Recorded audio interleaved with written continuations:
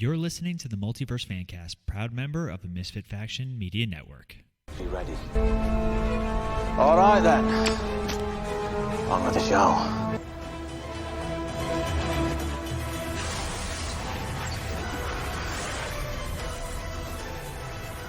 Hello, everyone, and welcome back to the Multiverse Fancast. If you guys are listening to us on the go, you can find us on Podbean, Apple Podcasts, Stitcher, Spotify, iHeartRadio, and basically anywhere you get your podcast. As always, I'm one of your hosts, Paul, and we have a very, very full studio today. It's a house, all right. It's a full house. It's all these things. It's a basement. All right, now it's me. What was that? So, first and foremost, let's go around the table. We got Ronnie. Ronnie, how are you today? I'm doing well, sir. How about you? Just dandy. Just so dandy. Fine and dandy. And next to Ronnie, we have Rob. Rob, how are you today? As always, I enjoy the witty banter in these introductions. Thank you. We haven't really had much wits yet, but anyway, here we go. And guest hosting from Cinematic Adventures. Guest hosting? He's one of the hosts. He's co-hosting. It's guest co-hosting. You're digging yourself deeper. Special appearance by... There you go. We got Sean from Cinematic Adventures. Sean, how are you today? I am good. I'm good. Hi, Sean. Getting all the recording done in one day. It's like the old days. Easy Oh, it's like peasy, the old lemon days. I'm squeezy. sure you're thrilled. Oh, I'm having a wonderful time. I don't have to do anything after this. Nah, who works on a Sunday? Imagine.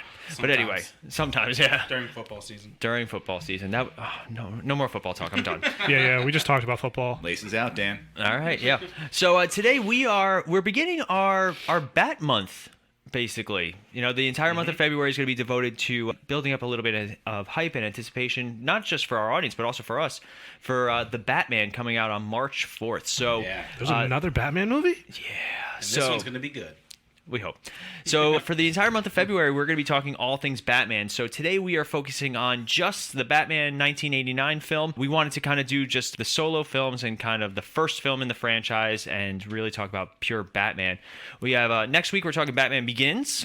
The following week we are talking animated Batman. I believe Batman Mask of the Phantasm is going to be the big focus of that one. Ooh, good one. It is a good one. And then we're talking about the Batman supporting cast, which Commissioner Gordon, Alfred, the sidekicks. You're not doing the Lego Batman movie? We did. Oh, you did do Oh, that? yeah. We We did did that Lego like Batman. 4 years ago or Yeah, something. that was a solid one. Yeah. And that should round us out for the month to get into the Batman coming out Yeah. March 4th, and we'll be seeing it that weekend. You'll see the episode on March 7th. I can't believe that's a month away. The road Right? to the Batman. It's crazy to think because, like, for so long, like, we were afraid this movie was going to get pushed back and all these things, but we're right there. There are TV spots. You know, I'm trying to avoid anything at this point. Yeah. I haven't watched anything to do with the movie Yeah, I for went the on past, full. couple weeks. I went maybe. on full dark mode for it too Yeah. myself. I'm also Yeah. a little shocked it's coming out in March. Just seems you wouldn't hold off till summer. Maybe Memorial Day, holiday, I warm think they're weather. just trying to get it out at this point. No, it's fair. Yeah. I get it because obviously, when was this movie originally supposed to come out? That's a fantastic question. I I'm feel sure like it was somebody. over the summer, wasn't it? Well, last year. 21? I think Summer also 21, I that, think. like, with COVID especially, a lot of studios are rethinking their release schedules because things that are coming out in off months are actually making a ton of money. And so as a result, they're like, well, let's try out these other months. And March has sometimes, you know, especially with the coming of a lot of vacations around that time, too, with winter breaks and with Easter break. You're right. They tend to try and take advantage of that. Is this getting an HBO Max? 45 days later. Yeah. Originally, this movie okay. was supposed to come out last June. Okay. And then it was so- pushed back to October and then pushed back to March. Wow. But also, you know, I think Spider-Man proved that right now there is still plenty of money to be made in the movies. And Yeah. I think this movie is going to... The first week is going to be crucial to it. Yeah. Because if the first week it doesn't do well, or if the people are like, it's okay, it's going to just tank. Yeah. Yeah. Well, the only problem they have right now is that runtime, where it's an almost 3-hour runtime. So that limits the number of Screenings. showings they can do in Yeah. a day. So hopefully, but also, well, the thought is by then most films will be done making money, so they'll have more screens. I think the only things that will be hanging around might be like Uncharted, and I think that's about it. I mean, Spider-Man made all its money because like movie theaters had it in like 10 theaters. Yeah. Yeah. So Yeah. we'll see. We're looking forward to it, and obviously we're looking forward to it enough that we wanted to devote a whole month to just talking about Batman, which for me, I'm like, hell yeah, I'll talk about Batman all month. For some of our other people in the studio. I am okay you with staring at me? Batman. I just I'm just not okay with DC. No, I'm just not okay with the direction DC is currently taking with their other stuff. If Batman was in Marvel, it would be fantastic. Batman Let's do is in Marvel. 5 He just more wears an iron suit. Let's just do 5 more reboots of Batman. How about that? To match the 3 reboots of Spider-Man? I'm not saying I'm okay with it. I'm just saying it is. Which Hulk actor are we going to see in the next? It's still. I'm pretty sure that we've always had the same. We've had 3 Hulk actors. Yeah. No, 3. You're remembering it wrong. I don't know. Kevin Feige just with a sniper rifle in the background. Oh, what did you say about my films? No, I mean, in all honesty, say what you will. Unfortunately, DC is in such a flux right now that we have no. That's an understatement. It is an understatement. It's me being generous. And I think we would be remiss if we weren't to admit the impact that Batman has had on culture, that he's just so ingrained. I would argue that he might even be more well known than Iron Man. I would say that Batman has he's had the longest staying power. Yeah. Batman and Superman, despite their current movie issues, they're still 2 of the most iconic and recognizable superheroes of all time, mostly because they've been around. They started the superheroes genre. I mean, 1938 is when Superman first graced the covers of Action Comics, and then Batman was the year later, 39. Yep. Yeah, and people. Detective Comics, right? Yeah. I think at some point maybe we'll do a bonus episode, or because I know I have off the entire week of February, that. Oh, that last week? Yeah. Yeah, me too. So I don't know. Maybe there might be a bonus episode. All right. I don't know if Ronnie's working because. You losers have jobs. Yeah, but my job, I don't have to go in until late morning. So All right. Maybe. So you know what? Maybe Talk there'll be about an early morning episode. Oh. maybe a bonus episode. I don't know. Who knows? Because we do have a brand new Facebook group that we want to start putting things into. But we're gonna pump the brakes on the Batman discussion because we already got super into it, and we're going to start off with some news. So, Rob, think we'd be pumping the brakes, but you would be wrong because 5 out of my 6 items here are all Batman related. All right, so let's turn on the Bat news. All right, so first in Bat news is Batgirl. We've had a set photo, and they confirmed in that photo that J.K. Simmons is returning as Commissioner Gordon. So, he is, of course, he's got a foot firmly planted in the Marvel and the DC universe as Commissioner Gordon and as, of course, J. Jonah Jameson. But he is returning as Commissioner Gordon. So, yay for him. And he's a fantastic Academy Award-winning actor. I'm excited for that. It's also nice to know that the quote-unquote Snyderverse or the DCEU is still continuing in some capacity. Mm-hmm. I still say that their best decision would be to integrate all the TV shows into one side and then do their solo movies. I think, Peacemaker has proven that they can do that formula because Peacemaker's fantastic. Mm-hmm. Producer Melanie and I watch it every week. We just watched it last night. It's way better than it deserves to be. Yeah, I'm still 2 episodes behind just because it's a lot. It is a lot, but in all honesty, they mentioned Kite Man and they mentioned other superheroes, and I think that HBO Max has a really good starting point where they can take the DCEU and just run with it. You want to do the Snyderverse stuff? Do it on HBO Max. Let them.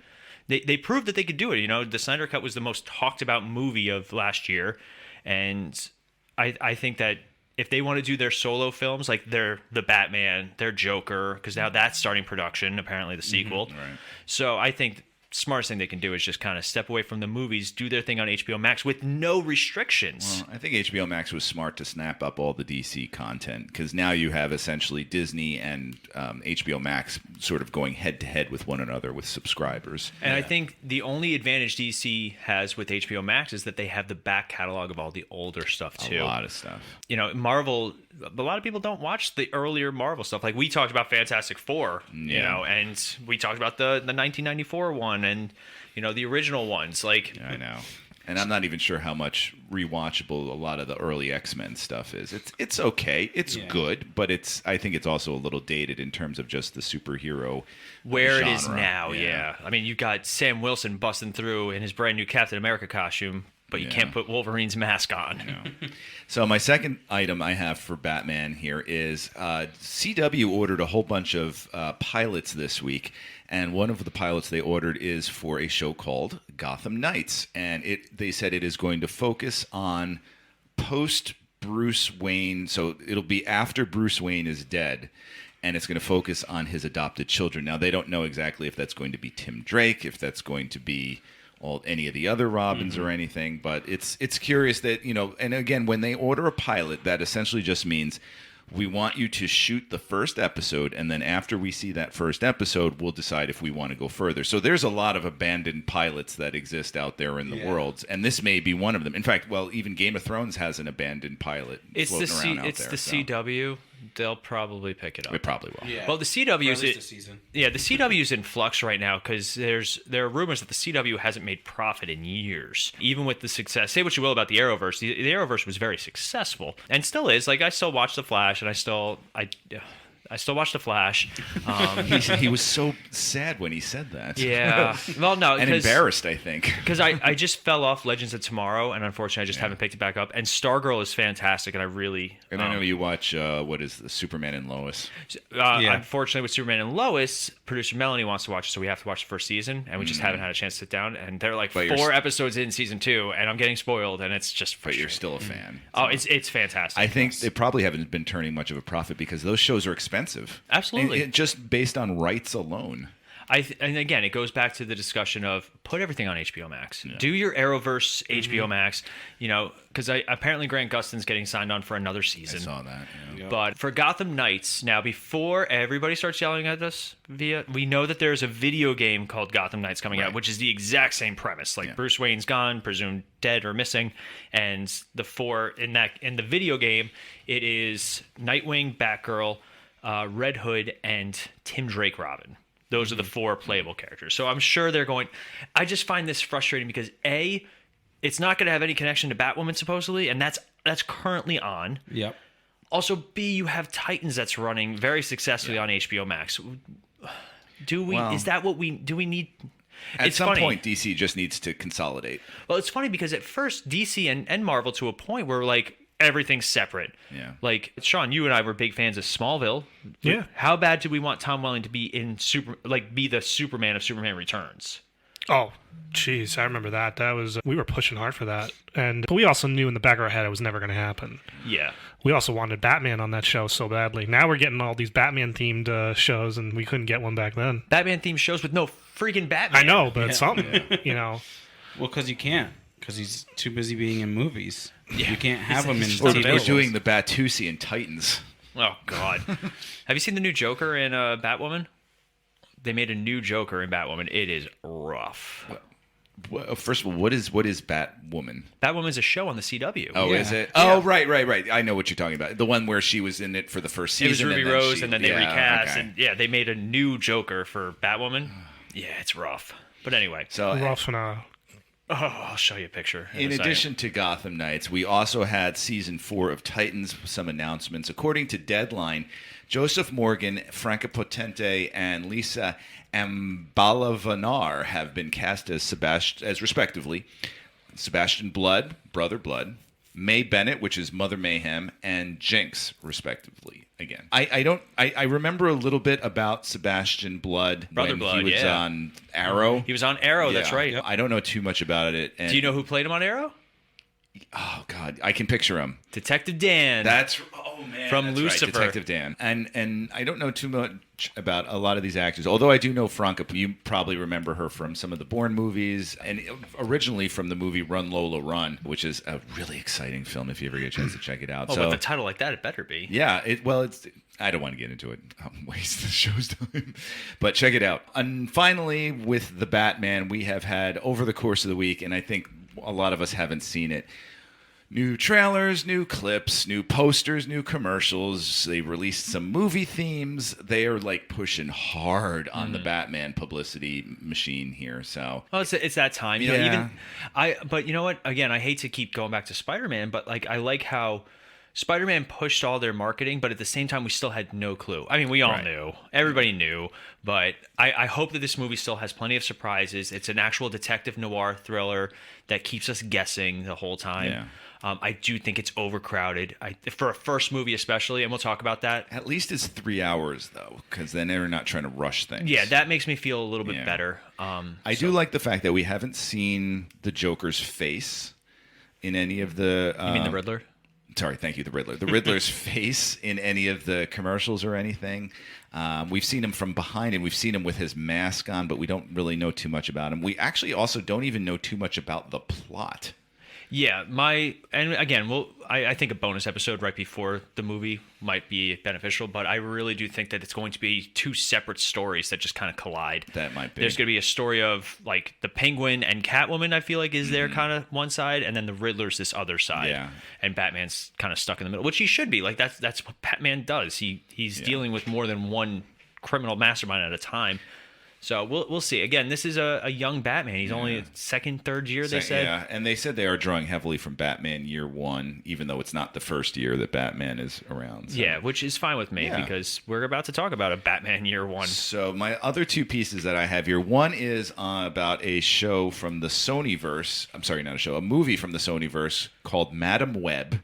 That they are in talks with Dakota Johnson to star in Madam Web. They've started talks with her. I think everyone kind of knows how I feel about the Sonyverse. And yeah, so Madam Web is a Spider-Man supporting character. She's been around for a long time. She was made famous by the Spider-Man animated show in the 90s, voiced by Stan Lee's wife. Now, we should say Madam Web is not Gwen Stacy's Spider. And also, she, like, I'm not trying to be mean, but she's an older lady. Yeah. Like, in the comics, she's always depicted as maybe, like, 70-year-old. With a name like Madam Web, you expect elderliness. Yeah. So it's very interesting, Dakota. I'm not a big Dakota Johnson fan. I don't have a problem with her. I like her a lot. I will tell, I've never seen any of the 50 Shades movies, so everything I know about her is beyond that. Like, I just saw her in The Lost Daughter, and she's a great actress. But anything Sonyverse doesn't sound like, again, you know how excited we are for Morbius around here. I'm surprised you even put it on the calendar. I couldn't not put it on. And then finally in the news, something that is not really superhero related, but is very related to this show, and everyone here at the table can appreciate. The CW ordered a prequel pilot for Supernatural. Yes. It is about Mary and John Winchester. Jensen Ackles will be the narrator, and I will tell you that right now that is the only thing I'm excited about for this. I feel like, I don't know how you gents feel about it, but I feel like I already know the story of Mary and John Winchester. I'm frustrated by it because I would have much rather seen a young John Winchester hunting show. Oh. Like in the vein of, because this feels like young Sheldon almost. Yeah. Oh, yeah. Which I don't have a problem with. I like young Sheldon enough. My thing is, I feel like it's going to be kind of what you wanted, but instead of John, we got to see Mary hunting. Because Mary was the hunter, and John only became the hunter because of Mary. After Mary's But I feel death. like this show is going to be, it's because it's about the Winchesters, so it's about the two of them. But we know for a fact that Mary stopped hunting after she made the deal with the yellow-eyed demon, and her and John went to live their peaceful life. So I can't imagine what it's going to be, and you know, I'll give it a fair shake. Again, only because Jensen Ackles is involved in it. You know, it gives it. And not Jared Padalecki. Oh, that was a whole big thing. It gives it some legitimacy with him in it, but yeah, poor Jared. So have they officially had a falling out, the two of them? So no falling the out. night of, they did have. It was just a Twitter exchange. Okay. Because basically what happened was this got announced with Jensen Ackles involved, and Jared Padalecki had no idea. Yeah. Much less was involved. So he went on Twitter like, what the hell? Yeah. And Jensen has been, you know, the two of them reconciled, and he's been on a ton of interviews, you know, talking about it and how it was like, it wasn't handled well, but it wasn't like I didn't, but he's also trying to play nice with Warner Brothers because he signed a huge deal with them at the end of Supernatural because he was also the highest paid actor on the show. He did Batman, the two animated films. He had this probably in the works for who knows how long. And, you know, I mean, in fairness to their relationship, you spend 15 years working that closely with another person. There's going to be resentment that's built up over time, especially on a show where both of you met your wives. Yeah. So there's going to be like, oh, I don't like the way he's doing this anymore. And you know, it's a marriage. And in 15 years, you start to grate on one another. So I hope that in some way maybe Jared Padalecki can be involved, and I hope the show is good. But that wraps up the news. All right, so real quick, just a little bit of house cleaning on our end. First and foremost, we are super, super excited to announce that we are launching the Misfit Faction store by the end of February. That is the goal. We have a couple of prototypes that we've created. We've created shirts and stickers. Yep. So we have a shirt for each one of our shows. We have a shirt for the Misfit Faction Network. We have, Rob's trying to signal. We have a mug, too? Bibliophiles Assemble has a mug that they're working on, yes. And that's going to be launched through our website, themisfitfaction.com, and our Facebook pages. So keep an eye out for that. We want to really have some fun with that. If we get enough orders the first month, we are going to make the Fun Fact Fanny Pack for Rob. All right, so our goal is 50 orders in March. That is the goal. If we make 50 orders in March, and it can't be from any of the hosts, all right? Rob's like, I was gonna say, here's 4 right now. all right, but we'll have we'll actually put together the Fun Fact Fanny Pack. Yep, and Rob's gonna have to model it for the Instagram page. But you can also find, if you are a podcaster, or if you guys are somebody that's looking to do some advertising, all of our shows got approved for the Podbean affiliate program. So basically, very simple. If you are looking to create your own podcast, you maybe been listening to us for a while, or you've been listening to other shows, and you want to give it a shot, if you enter the code, if you go to podbean.com/misfitfaction, you'll actually get a free month of podcasting on us. So if you guys are curious, or you want to learn a little bit more, you can go to podbean.com/misfitfaction. If you're looking to do some advertising, maybe you have an online business or a store that you're trying to promote, if you go to sponsorship.podbean.com/misfitfaction, you'll get $100 of free advertising on us. So make sure you check out either of those sites. They're also on our website. We have banners you can click on. And that's that for the news. So that's going to wrap up. Yeah, that's a 20-minute intro. That's going to wrap up our introduction. And when we come back, we are going to talk about 1989's Batman. I'm Batman. But first, a quick break. Today's episode is brought to you by Ray's Energy Drinks from RepSports. Whether you're trying to crush your afternoon workout or just need a little extra pick-me-up, Ray's Energy is just the boost that you're going to need. So if you go to repsports.com and any product that you order, enter the code MISFIT89 at checkout to receive 15% off. Anything that you guys buy from that store helps our network grow, and we fully appreciate everything you guys do.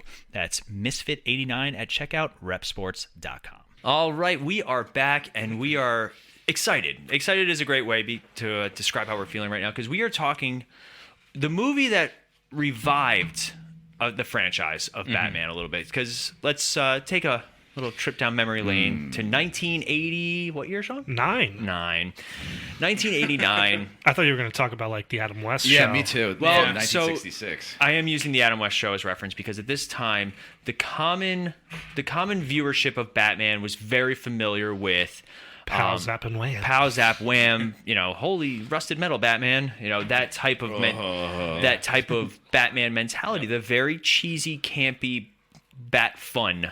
Family-friendly fun.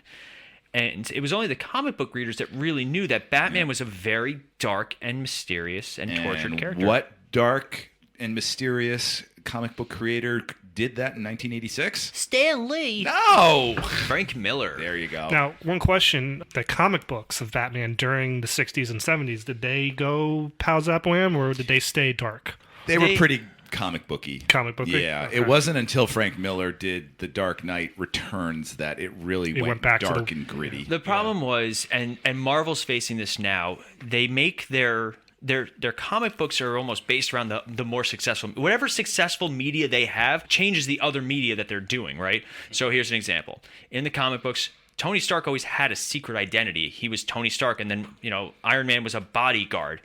But then Iron Man comes out, and they're like, I am Iron Man. Then suddenly all the comics, all the TV shows, everything afterwards, everybody knew that Tony Stark was Iron Man. And that was just the way that it was. But that was because they made a successful movie and it impacted the rest of the media. So obviously when Batman was super popular in the 60s, because he was, like, they got movies, they got Adam West and Burt Ward to come back for cameos and like animated stuff. Burt Ward was in Crisis on Infinite Earths. Yeah. Halloween was never the same. Yeah. We look back on the Adam West Batman and it's jokey, it's campy, but it was extremely popular. Oh my God. It wasn't like the show was not well liked. That show was a huge hit on TV. So, we don't want to talk down about it. It's just character and turned them into a totally different direction. But it was extremely successful.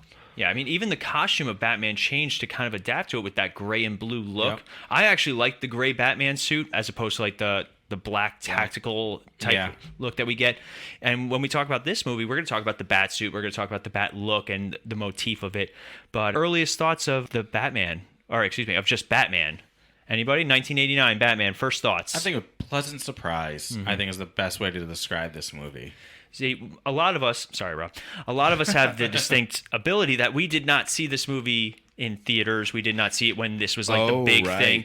So fun fact for your fanny pack. Oh God. I was not even born yet when this movie came out. I was born a week and a half later. Really? Could you imagine if he was born on the day Batman came out? We would never hear the end of that. Oh my God. I'm Batman. every day of our lives. But we missed out on Yes. that one. Thank you, Ronnie. thank God. You're welcome. So for us, like, this was always available as when we grew up as kids. So it wasn't like, you know, it wasn't as jarring to go from cheesy Batman to this Batman. For us, we have the opposite problem where suddenly we went from the serious, scary Batman of Batman and Batman Returns to the more family friendly, Funnish. and then the super camp that is Batman and Robin, which I hate that movie. You hate to love it. Yeah. Sean, initial thoughts on Batman 89. I mean, as a kid, it was, to me, didn't have much of a emphasis on it when I was younger, but as I grew older and got more into the backstory of the character and stuff, it interests me on how, again, this movie rejuvenated a character. I mean, just brought back a character to the way it was originally created by Bob Kane, and just created really, you know, the comic book universe, you know, because we had Superman, you know, in the late 70s. We got Superman 2, 3, and 4, and we saw how that franchise just died. And then we get Batman, and then really Batman goes and dies before the beginning of what we have today with X-Men, Spider-Man, and the MCU and all that stuff. So it's just interesting to me how it rejuvenated the comic book movie, and then also killed it again. You know? Yeah, absolutely. It's just, you know, it's just fun to me, the history of that. You know the most savage move you could have done when I asked you initial thoughts? If you had just been like, listen to our episode on Cinematic Adventures, and then just walked out. I could have. Because we did, if you guys are listening to some of our other shows, we did talk about Batman and Batman Returns on Cinematic Adventures. Yes. So make sure, if you're looking for more Bat content, you give that a check, because that was actually a lot of fun to do.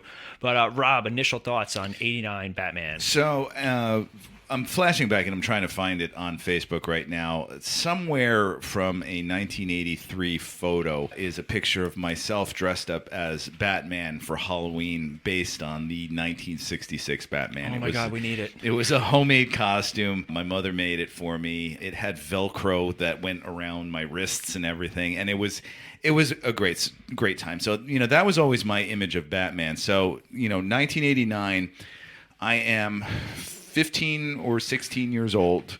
Or no, I guess 15, yeah. I'm 15 years old, and I'm watching Batman in the movie theater for the very first time. I can remember my exact reactions. I absolutely adored it. I was so into it. And, you know, this was a time period where Tim Burton was also very, very big. You know, he's big now, but it's sort of like in the later stages of his career. You know, this is like post Beetlejuice. Was this before or after Edward Scissorhands? Before. This was before? Okay. Before. Yeah. So Edward He only had 2 movies under his belt when he was hired to make this movie. Scissors Right. Hands was 1990. Because 90. they had to so wait for directly Beetlejuice after. to come out and Yep. see if it was a success or not before they really Yeah. deemed that he was the right guy to lead this Right. movie.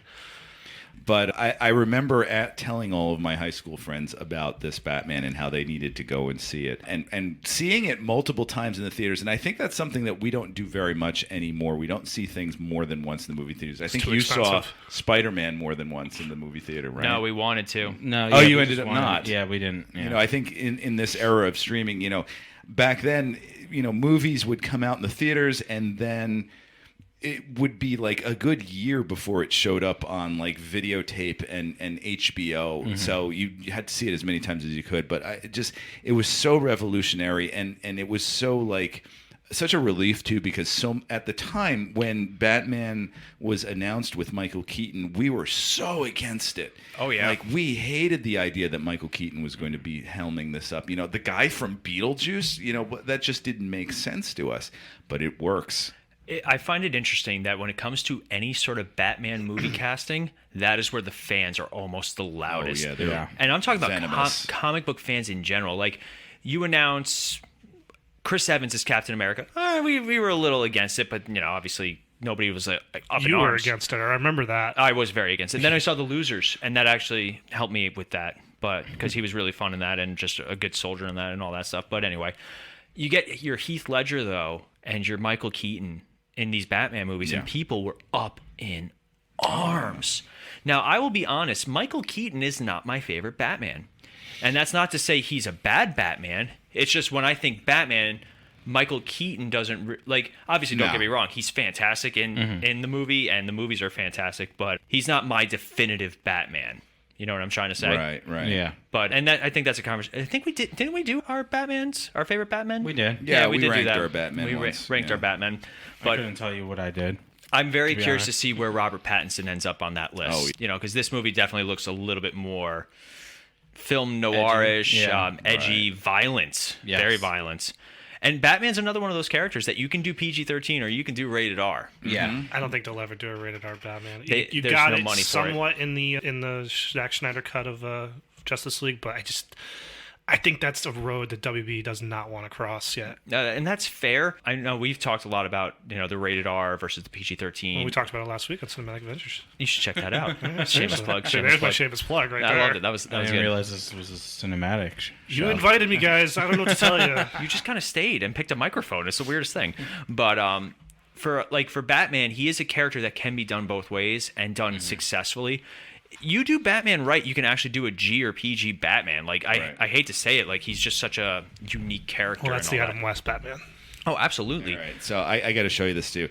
First of all, this is my brother wearing the costume, but I wore it at the time until I grew out of it. As you can see, it's very much modeled after the 1966 Batman. Oh, we really should do video podcasts. Oh, you guys are missing out on this it's a one. picture of my brother and I, and he's wearing it, and I'm wearing a Dracula uniform essentially. Yes, Because I've got the Velcro sneakers on too. love it. So we talked a little bit about, initial thoughts, but let's talk about Michael Keaton as Batman, because really the first couple of weeks of Bat Month, we're talking about first appearances of Batman, because obviously the Batman is an origin story for this new version of Batman. Supposedly they're not going to show the death of the Waynes, though. Thank God. We don't need that. Well, apparently, Which is in this movie. and apparently, this is something I just was reading about in the WB meeting with David Goyer and all of them when they were creating Man of Steel.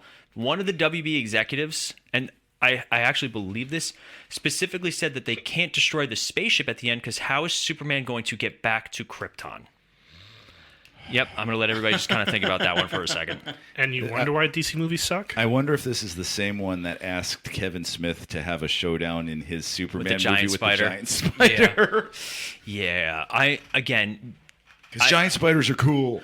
I understand studios being heavily involved. I understand that because at the end of the day, they want to make their money. They want to, It's an investment. And look at Marvel Studios. Marvel Studios is heavily involved with their films. A lot of the directors have not come out and said it, but Joss Whedon expressed it. Granted, he sucks now. And who was it? Who was supposed to do Ant-Man? Edgar Wright. He ended up dropping Which out is of very, Ant-Man. very Patty sad. Jenkins. Patty Jenkins was another Right. one. She was supposed to do Thor: Dark World. But then there's people like Taika Waititi who are like, no, I was able to do what I wanted to do. Same with James Gunn. Yeah. Right? And that's also why Peacemaker's been so good because I think James Gunn has complete freedom I to don't do think whatever he anyone's wants. checking in on him at all. And he's written and directed every episode, Yep. which is you could tell watching them. But for Batman, I can understand the studio being these are the things that we want in a Batman movie, but they're not in touch with the audience. Right. There are a lot of, I hate to say it, 60, 70, 80-year-old guys who are just living off this money and just, I'm a studio executive, but you haven't been to a movie theater since they changed to digital, man. Yeah.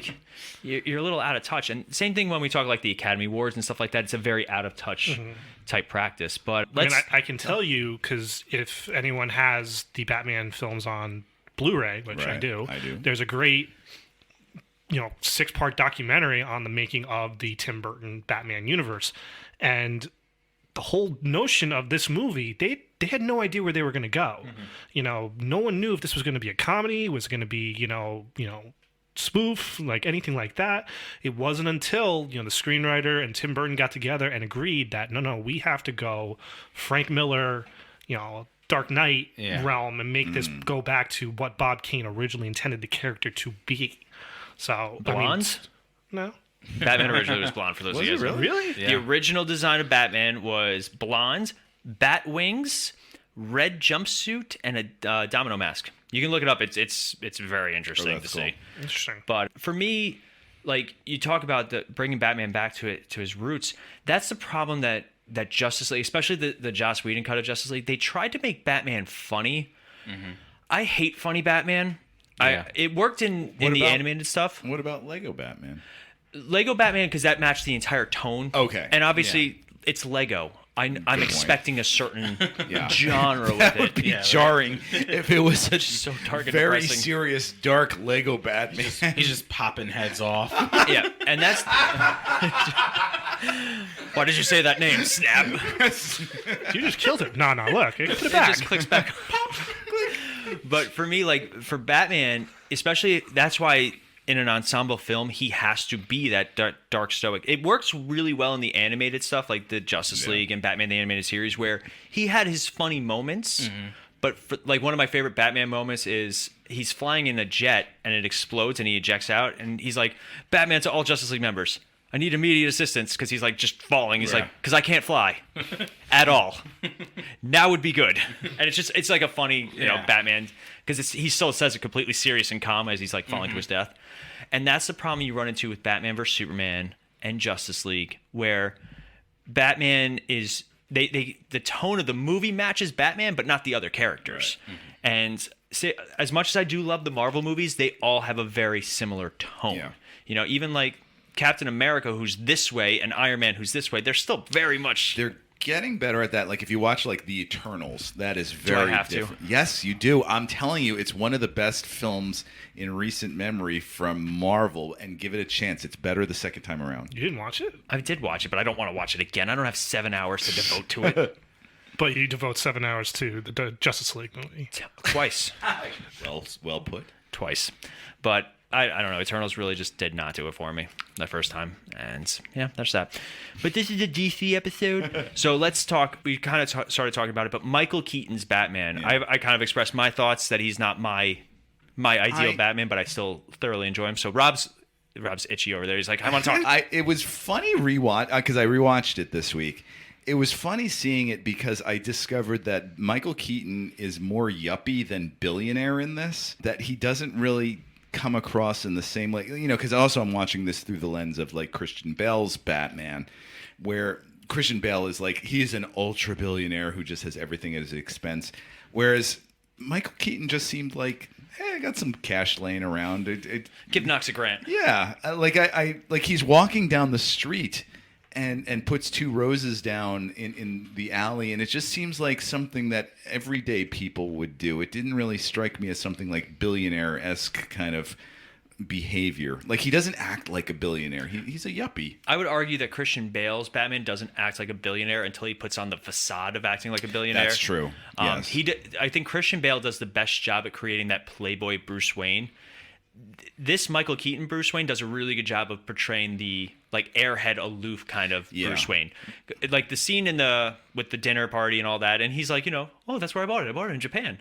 Hi, I'm Bruce Wayne. Like, that's his persona. It's not until he's down in the Batcave, doing his work that that's who he really is. I also discovered that I was surprised as to how quickly Michael Keaton made Bruce Wayne vulnerable.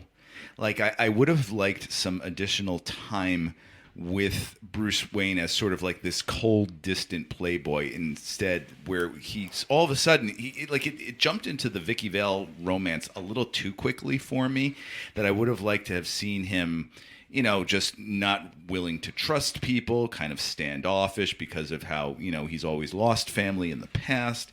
And I didn't really get that this time. Having said that, I think he does play it really, really well. And I wonder if there were cuts that were made as a result of studio interference. It did lead to one of the best jokes in Batman Returns, where Alfred's talking about fixing the Batmobile. Yeah, he's talking about security. Turn He's around. like, Vicky Vale's in here. He's like, talking about security. Who let Vicky Vale into the Batcave? Sitting there working, turn around, and it's like, oh, hey, Vic, come on in. I will say, though, that he's the first one that brought Vicky Vale into the Batcave. Right. Yeah. Yes. Ronnie, initial thoughts, Michael Keaton's Batman. Again, I think as a Batman, he was good. I think he's one of the best Batman we've had, but kind of like Rob was saying, I think just didn't really hit the mark on Bruce Wayne. No. Like you said, when you think of Bruce Wayne, or at least when I think of Bruce Wayne, like, I think of billionaire playboy. He didn't seem like that playboy type in this movie. He just was more just like, yeah, I'm rich, I could do whatever I want. He played the billionaire, not the billionaire playboy. It's funny because we never see Michael Keaton's Bruce Wayne really do anything with Wayne Enterprises. Yeah. Yeah, all. that's true. He's never... Val Kilmer's the first one that you see him like walking around the offices and he's doing work and he's, lock, chair, and he drops down. Yeah, this Bruce Wayne is very old money. Where he's just letting the company run itself. Sitting around. Sean, thoughts on? Initial thoughts would be, well, as I said before, the first Batman movie I think I saw had, Val Kilmer was probably the one I saw most when I was younger. Looking back on Michael Keaton, as both Ronnie and Rob have said, you don't get a lot of him, the Bruce Wayne we know that we saw with Christian Bale. You get the yuppie feel to him. You see a little more of it in Batman Returns. You see a little more of the, standoffish, don't trust anyone in Batman Returns a little bit, especially his interactions with Christopher Walken and stuff. But in this movie, he doesn't have that Bruce Wayne character built in yet. Like, I feel like they didn't give him enough outside of the costume really to work with. I do, however, love his interaction with the Joker in Vicky Vale's apartment because he goes off and it's just so like jarring, weird. I mean, it was just like, but it worked for Michael Keaton. Help me to I couldn't see Val Kilmer do that. Help me to understand that scene because it I don't made no get... sense. Okay, that scene made no sense really when you look back on it. Like. He had not known yet that the Joker killed his parents, which is a sore subject for a lot of people I know.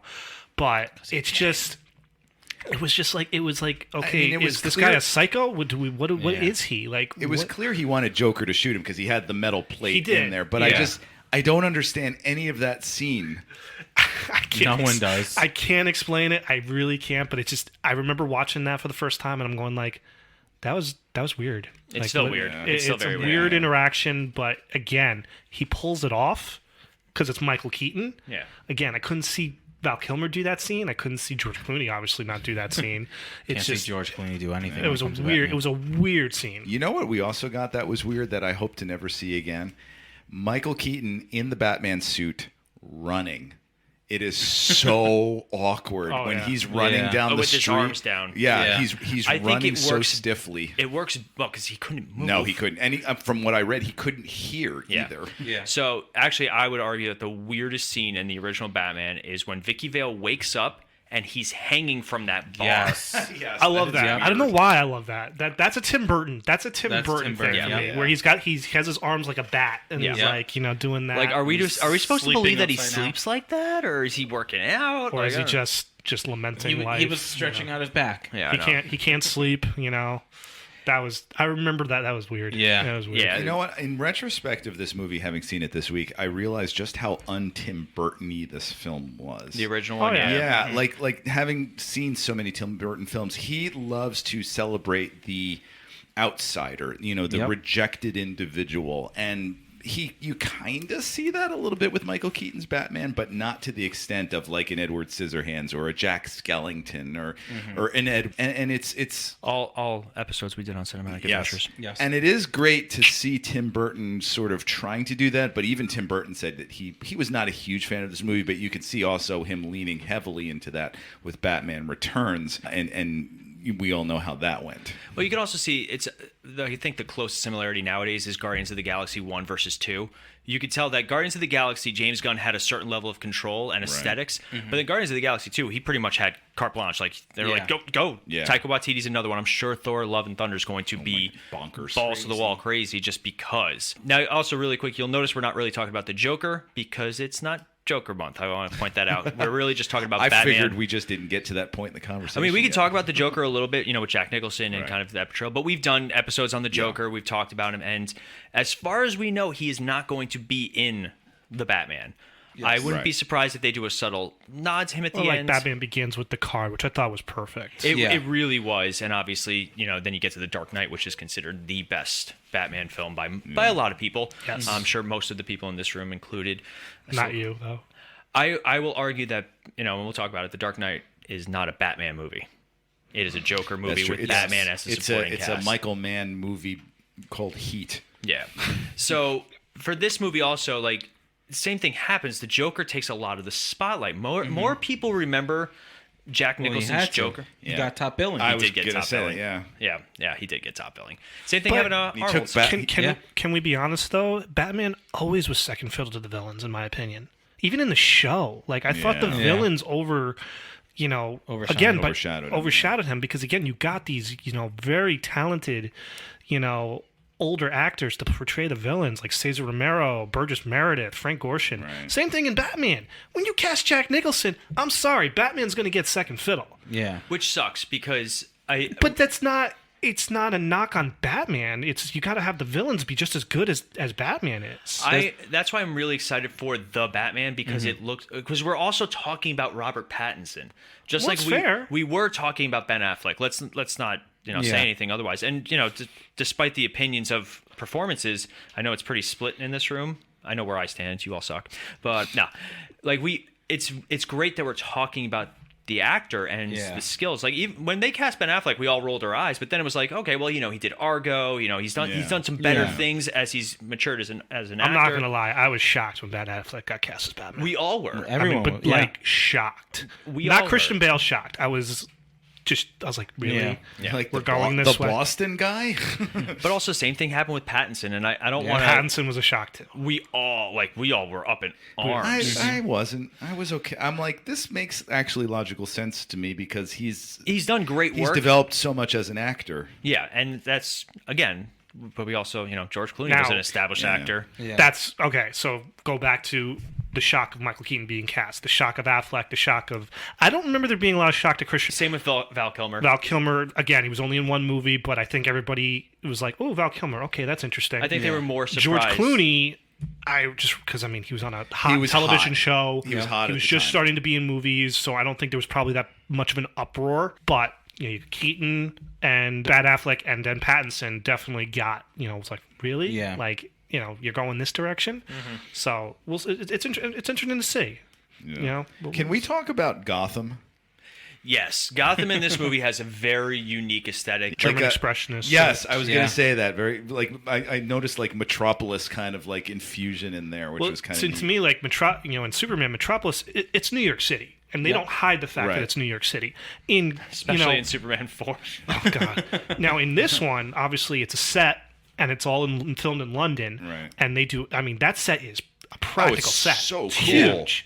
And it's amazingly, well crafted. You see it in Batman Forever that you see the Statue of Liberty. So it's like the Gotham Statue of Liberty. So, but in this one, it's very, to me, stands by what Gotham is. You don't really know where it's supposed to be located, and it's just got this German expressionistic look to it. More so in Batman Returns, in my opinion, but definitely in this one, you see it.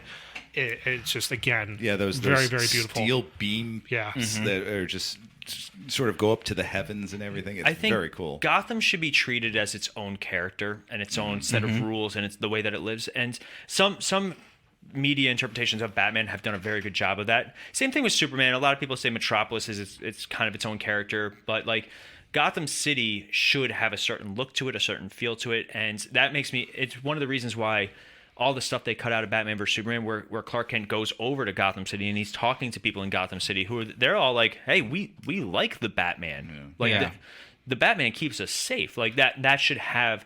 And I really hope that this new movie makes Gotham into a living, breathing organism. Right. The people, the politics. Like Dark Knight does a better job with the infrastructure of the city. Well, Dark Knight is more grounded in reality, so they don't really. It's not a. It's a Chicago It's Chicago, movie. and they don't really hide the fact that No. it's Chicago, and Heath Ledger has a Chicago accent. So I agree with you. I hope in this new one, Gotham returns to that, maybe that dark, brooding city that you didn't really see much in the Dark Knight trilogy. Were you getting film noir vibe from this Batman too? Oh, absolutely. Yeah. Just The Tim Burton one? Yeah, the Tim Burton Pure one. aesthetically. Yeah, Just because also I know it logically doesn't chronologically doesn't make sense, but Kim Basinger being in L.A. Confidential the next year kind of just reinforced that for me. But yeah, it was very film noirish for me, and the sets kind of felt like a mix of that German expressionism and film noir. which a Batman movie should be in Yeah. noir. Ronnie looks like he's got something to say. Do I? I don't know. Do Or you? don't I? No, I do. No, I feel like you guys were talking about Metropolis being New York City and Gotham's supposed to not be New York City. But I would disagree. Go. Because look at the city. You have the nice part, quote unquote, of the city, Metropolis, and then you have your bad neighborhoods in this city.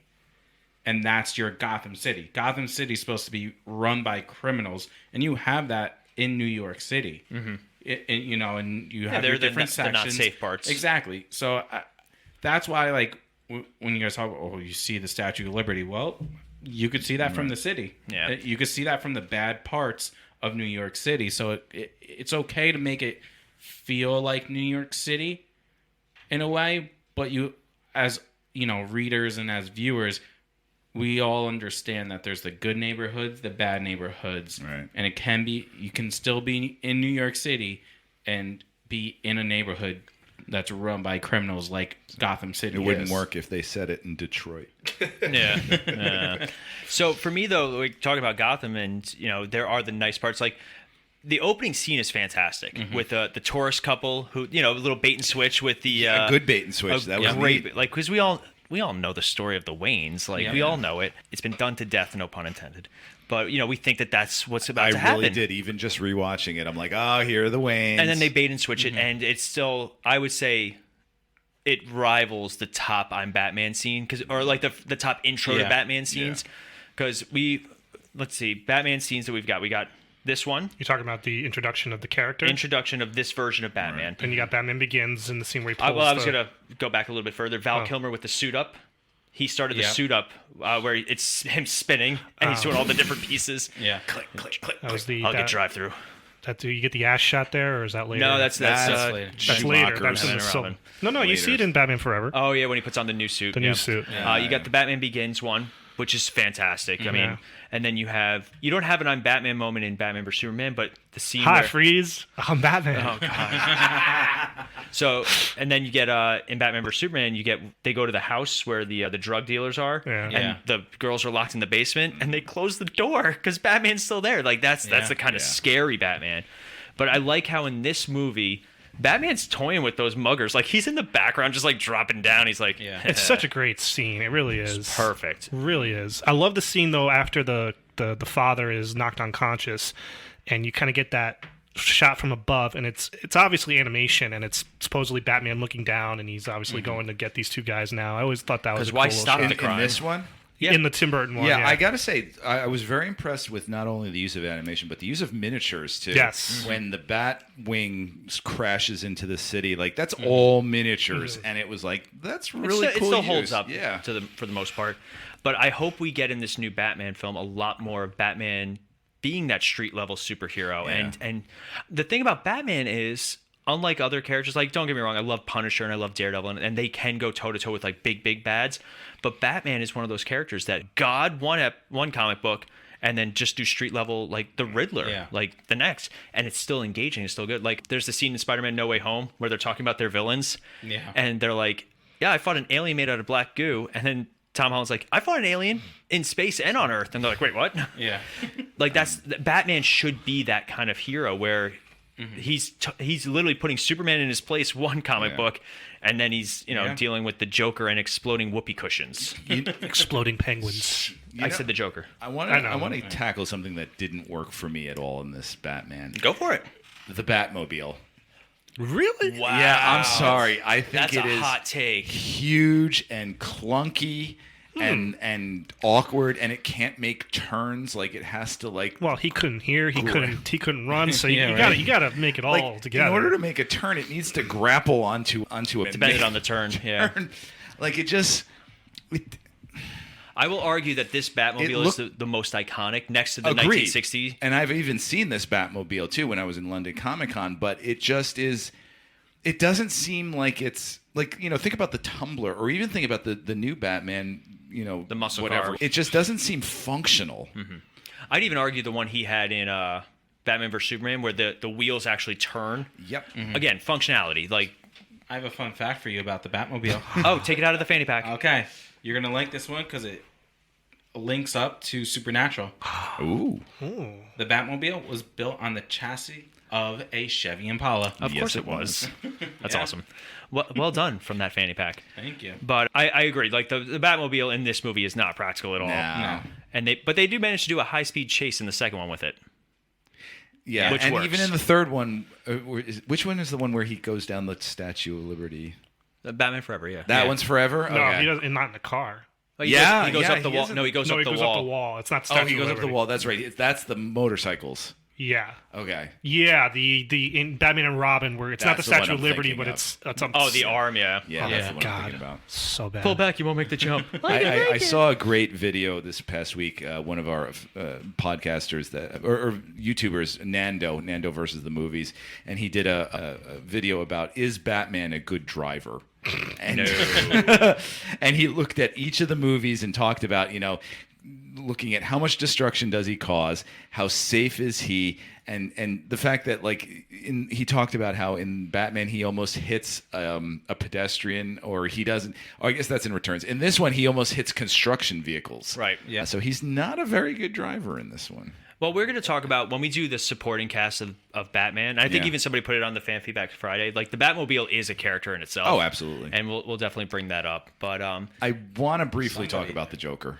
okay, go ahead. Just because he is in there. First of all, he is easily one of the best things in this movie because Jack Nicholson is clearly having a blast with this. I'm very unclear script-wise as to what the Joker wants to accomplish.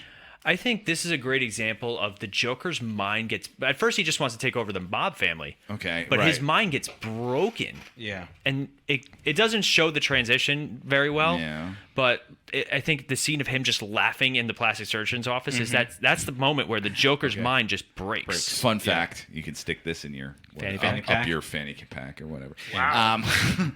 When a few months ago, I've mentioned it on this show that I had reconstructive nose surgery because I broke my nose over the summer on a rock in the middle of Key West, and I had to have it reset.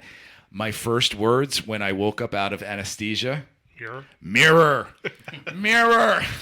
I was completely drugged and completely hazy, but those were my first words. That's funny. But speaking of the Joker, and you guys were talking about, and I completely forgot to add Batman entrances in the beginning of the movie when they're in the catwalk up top before and Axis Chemicals. That is a Batman entrance right there where he sees them, and then he's got the girl, I think it was, or one of the police officers, gun to the head, and he was drop your weapon, whatever. He drops it and he goes away, and then he releases this guy, and then he drops down, and Joker's like, oh, nice. Sugar honey iced tea. Yeah, this movie has a lot of great Batman appearance moments where he comes out of nowhere. But also, I will say, there are so many times where you see the rope and the wires. Yeah. It's rough. There's some rough ones. Like when he drops down into the museum, you can see the rope attached to him, but then it's gone. The Flugenheim, is that? The Flugenheimer. Joker is, though, there's so many great iconic lines from him. He is doing such a good job, but I still had so much trouble figuring out, because he was so comic booky. And all right, I'm giving it totally up to Jack Nicholson. He is the second Joker ever to have done Joker, and he had to do something different, and he did a great job. But I just couldn't figure out, is he in love? Does he want to poison everybody? Is he an artist? Is he just want chaos? I couldn't figure out what his ultimate goal in this is. Or at least with Heath Ledger is all about just chaos. Mm-hmm. He wants to just watch the world burn. Whereas I didn't get it with this. I think Nicholson similarly wanted to watch the world burn because, before he was Joker, he was a raging psychopath. Jack Napier. And just, I think the effects of becoming the Joker just made him even more of a psychopath. So, he would have been fine just having everybody die. Right. The whole Vicky Vale Shenanigans with him, that felt a little kind of like, okay, well, we got to have something for him to go She was for. almost like makeshift Harley Quinn. But- So was her a little and bit. his girlfriend in that. I was thinking that too. Of I wouldn't have been great if she was named Harley Quinn. Well, Harley Quinn wasn't around yet. They hadn't invented her yet. No, She was on the show. Batman animated series. Batman animated series was originally. Really? That's where that character was created. Just like how Superman the animated series introduced Livewire, who's a very big Superman villain nowadays. Yeah. So a lot of the shows, the animated shows, are responsible for a lot. Do you know who was originally supposed to play Vicky Vale? We got her later. Nicole Kidman. No, Michelle Pfeiffer. Michelle Pfeiffer. Really? Yeah, Well, I read that Michelle Pfeiffer and Michael Keaton were dating dating. at the time. Yes, Yeah, and he Sean- didn't want her to try out because he thought it would be just too Yeah. awkward. Sean Young was originally cast as Vicky Vale, but then she got injured, and they had to drop her, and that's how. Did you hear about all of Kim her Basinger- all of her Catwoman stuff? Yes, I remember that. Oh man, she went off the rails. She really wanted Catwoman. She did. Yeah. Like she showed up in a Catwoman costume. She looks back on the whole Batman thing, and that she doesn't blame it for basically ruining her career, but she just said, if I was in that movie, Her career would be totally different. you know, Which is a shame, We remember 'cause her I- now as Einhorn from Ace Ventura. Okay, see, I remember her from Kevin Costner's No Way Out. Oh, No Way when Out. she Good was in that limousine. Yes, Yes. Yeah. very true. Yeah. Oh, sorry. So, but yeah, Jack Nicholson is definitely iconic. It's just such a shame that they kill him off at the end. Yeah. Robert Wool as As Knox. Knox. Yeah. He was fun. He was fun. Yeah. And he was a great cameo in Crisis on Infinite Earths. And then you get Michael Goff, you get Pat Hingle as Commissioner Gordon. So it The creates the that only two that create this continuity. continuity throughout all between all movies. four movies. You know what else I really appreciated in this film was the musical score. It is Now, fantastic. hold on. Let me say one thing. I Elfman. do not like the opening sequence on the bat symbol where they play the music. I actually do not like that song. It's you don't like the march? No, I have to say though, but I know, yeah, it's okay, but A lot of it's hot takes from Robin. all this episode. of the other music that complements the action from Danny Elfman, I think that I really appreciate, and that's something I haven't seen too much The man is in a a lot of it. genius. Yeah, Danny Elfman's amazing, and the fact that Not according to Family Guy. his music blends so well with what's happening on screen, and it heightens the atmosphere and tension, and that's what good cinematic music should do. It shouldn't exist. I think maybe that's the problem I have with the opening sequence and the opening.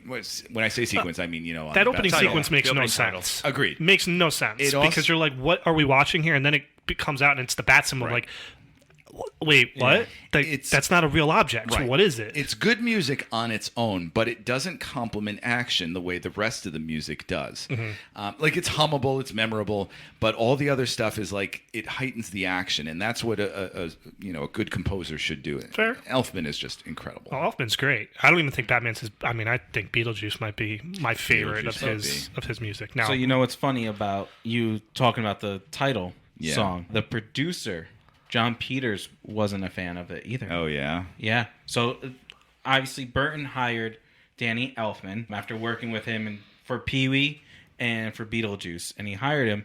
And I guess the Peters was skeptical after listening to the title song about having Elfman do the whole movie. Gruber and Peters are fascinating to watch with their whole career.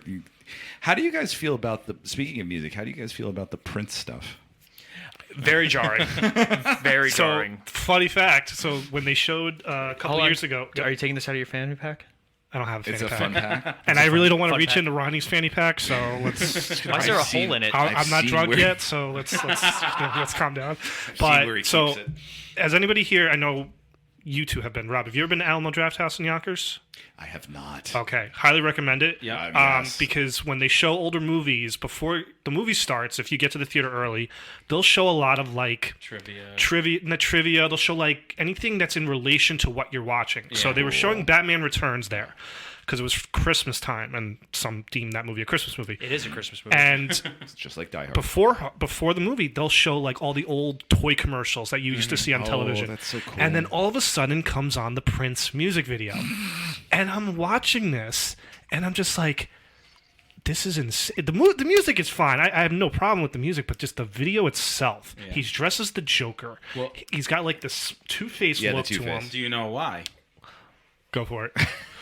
Because the Your fanny producers pack's getting a lot of work. because the producers larger by the second. the producer wanted Prince to write the music for the Joker. They wanted Michael Jackson to write the music for the romance songs. Oh my God. That is why Prince in the music video has the Gruber and Peters? Yeah. Probably? Yeah. Yep. That's crazy. Well, on That's that crazy. wonderful note, Gotham City ratings in this I case. see what you did there. Per request by Sean. Oh, yeah. Want to Sure. do Gotham City ratings today. I will go first. I give the original Batman a 3.5 out of 5. It is well above average. It is a great time. I think we're spoiled now as the generation where comic book movies have been so fully developed into the common lexicon, where we've gotten some great interpretations of Batman, and this one is the one that started it all. So 3.5 out of 5 for me. Like, again, well above average, well worth watching, but I think it's only taken down by the other Batman movies that we have. Oh, Sean's gonna fight me. Sean, you want to go next? No. You guys are the true hosts of the show. I'm just sitting here. I'm going to agree with you with a 3.5. There's no fun in that. I was considering it going down to a 3. This is hovering between a 3 and a 3.5. Like you said, it's above average movie. There isn't too much negative to go with it. I think at its time, right? If this was 1989, you're watching it, my reaction would be between a 3.5. But now, like you said, we've been spoiled with all these other Batman, and now with technology being the way it is, like, it makes you see some of these flaws that were in, like, these older movies and everything. But I would say a 3.5, but if I were giving quarter points, it would be 3.25. Rob? I think you're both crazy on this.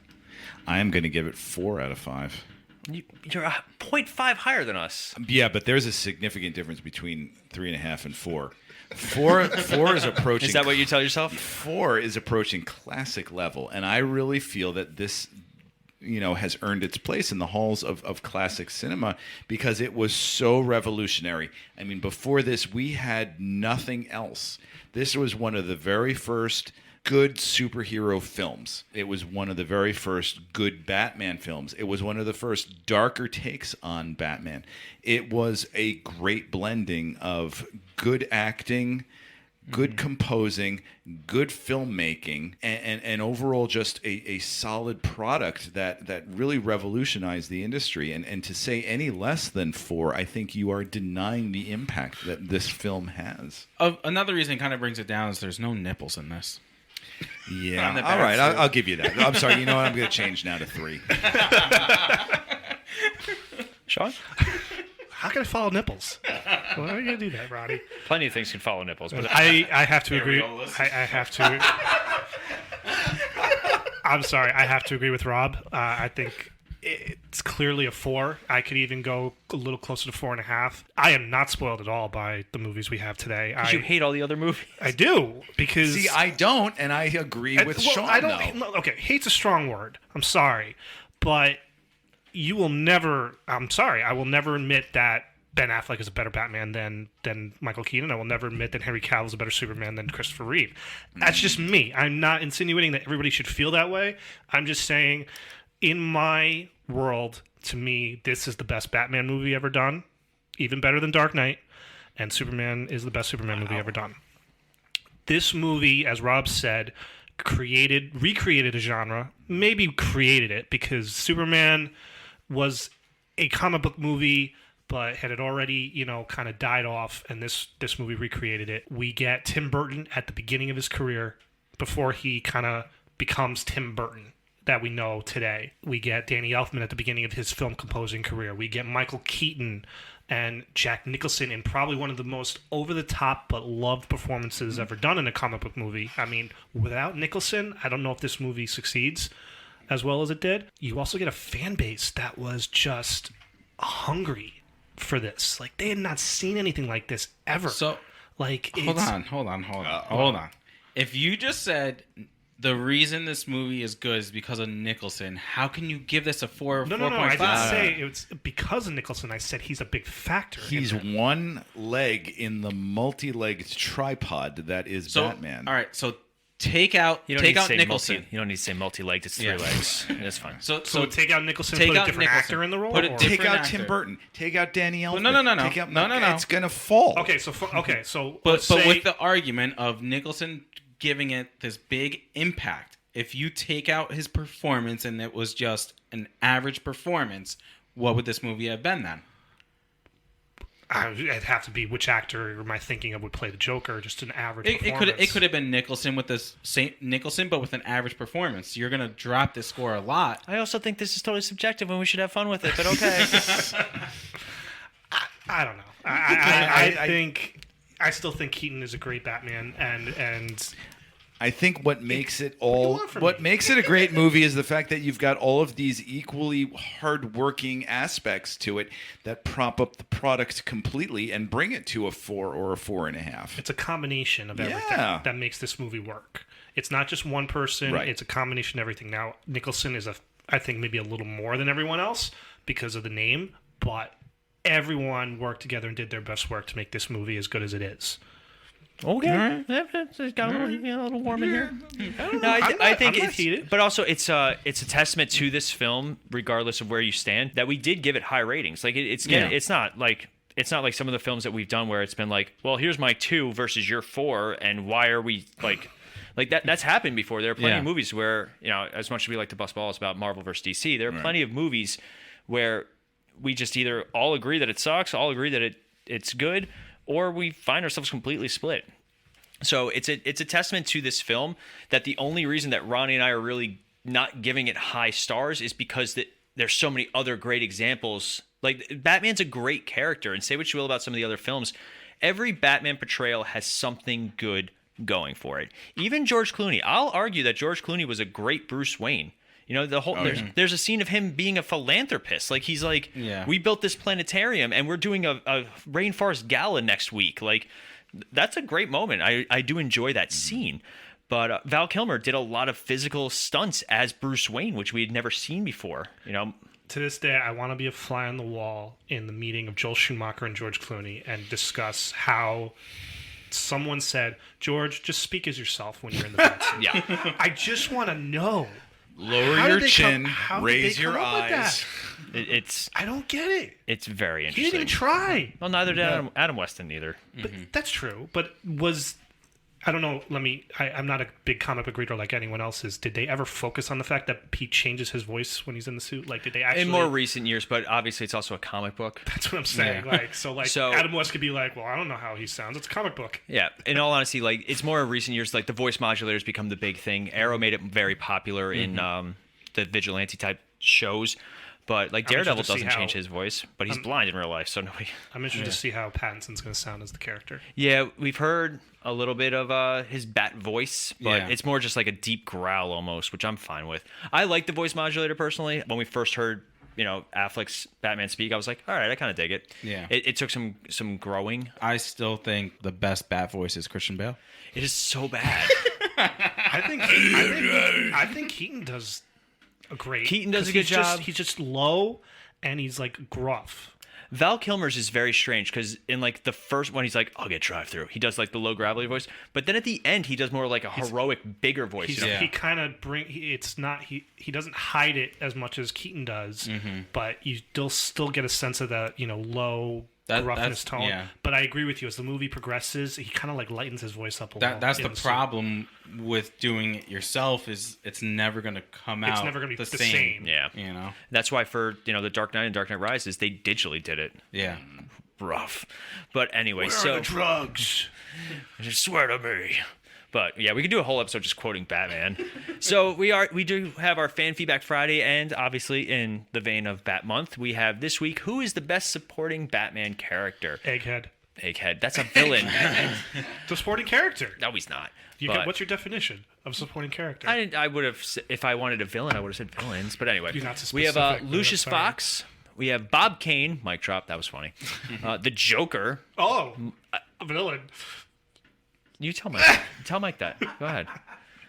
James Gordon, Alfred, the Batmobile. You're welcome. And Arnold Schwarzenegger. That was a cool answer. Oh, shut up, all of you.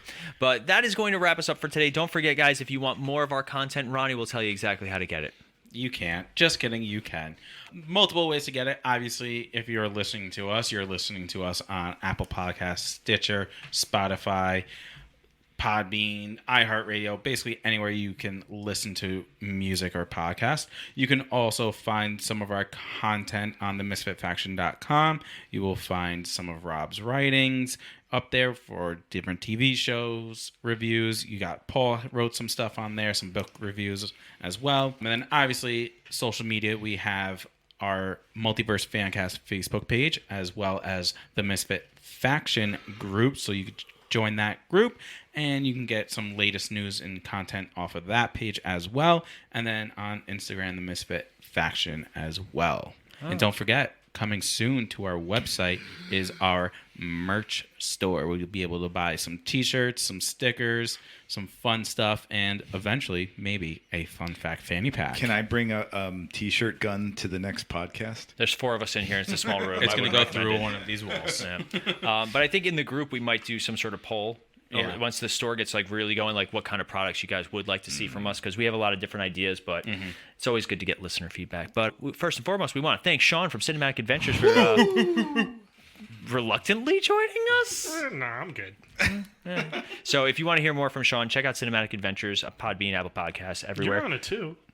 You do it better, but I just press record most of the time. But if you guys do find our podcast, make sure you guys subscribe, download, leave reviews, leave stars. It really does help the show get more visible. So you know what I'm trying to say. Yeah, visibility. I got there eventually, but it does make a big difference to us. So if you guys have a chance, Spotify just updated their program, so now you can leave reviews, but only the podcast you actually listen to. So it's not like I can just go on Apple Podcasts, leave a review, and leave.